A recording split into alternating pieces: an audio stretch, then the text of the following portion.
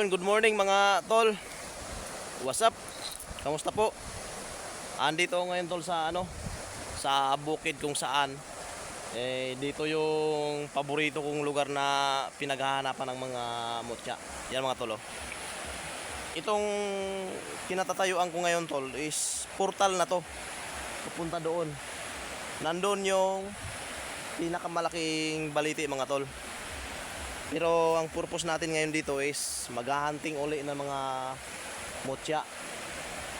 Depende na yan sa mga taga dito, yung mga incantation dito kung ano yung mga mutya na maibibigay nila sa atin. Kung meron, tatanggapin na lang natin. At least, pag sinabing mutya, gamit na gamit. Yes mga tol. Samahan nyo ako tol sa paghahanap ng mga mutya tol. God bless po. Yung mga tol napaka-simple nga yung paghahanap natin ngayon mga tol kasi hindi siya mainit. So kayang-kaya talaga natin maghanap pagka ganito mga tol. Kasi pagka mainit kasi tol, maghahanap tayo ng mga mutya tapos mainit yung panahon. Hindi tayo makapag-focus. Kasi sasakit yung mata natin sa evaporation ng yung impact ng init ba. Tapos nakakapagod din pati. Mas nakakapagod pagka mainit. Yung ganito kahit hanggang tanghali kayang-kaya natin maghanap pagka ganito. Kasi hindi mainit Sana nga mabigyan tayo ng mga mutya mga tol. Mostly nakikita ko dito ng mga mutya mga tol dati pa is mga libon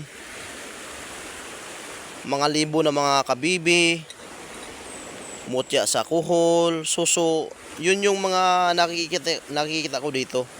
Then yung iba is mga batuara, then mga naturites maliliit, subok ng kahoy, din sinag-araw. Yun mga ganyan yung mga nakikita dito tol. Maganda rin naman yun, yung mga batuara, subok ng kahoy, din sinag-araw, pang sangkap.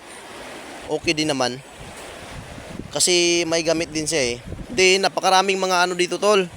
Maraming mga jasper dito, mga jade. Gamit na gamit din yan tol. Unang-una maliban sa lucky charm, gamit yan sila tol sa mga black magic. Yes mga tol, sa mga palipad hangin ng mga mahika. Kasama na dyan yung mga barang, kaya yung mga black magic na mga gayuma mga tol. Nakakasalag yung mga ganyan, yung mga jade, mga jasper. Gamit na gamit yan mga tol. Dalawa pa lang yung nakikita natin mga tol.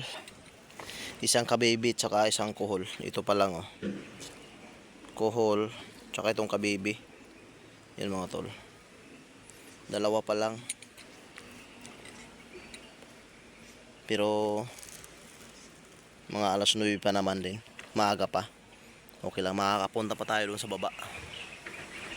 Dito muna tayo, pataas. So yun lang mga tol. Maraming salamat sa inyong pagsubaybay sa aking mga video. Kunti lang yung natin tol. Kunti lang yung nakita natin na mutya. Kasi hindi nga rin basta-basta maghanap ng mga mutya mga tol. Kasi kung bibigyan ka talaga. Pag hindi. Kasi mga tagulilong kasi yan mga tol Ang nakuha nga natin ngayon is ito lang yung nakuha natin tol. Kuhol, kabibi, kuhol maliit tsaka kabibi. Then itong ngipin ng baboy ramo na naging bato. Then itong iba pang sangkap natin yan. Sa gamit.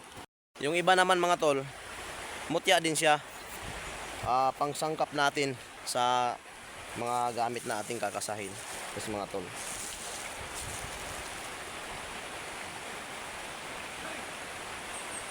Yun lang mga tol. Maraming salamat sa inyong lahat. God bless po.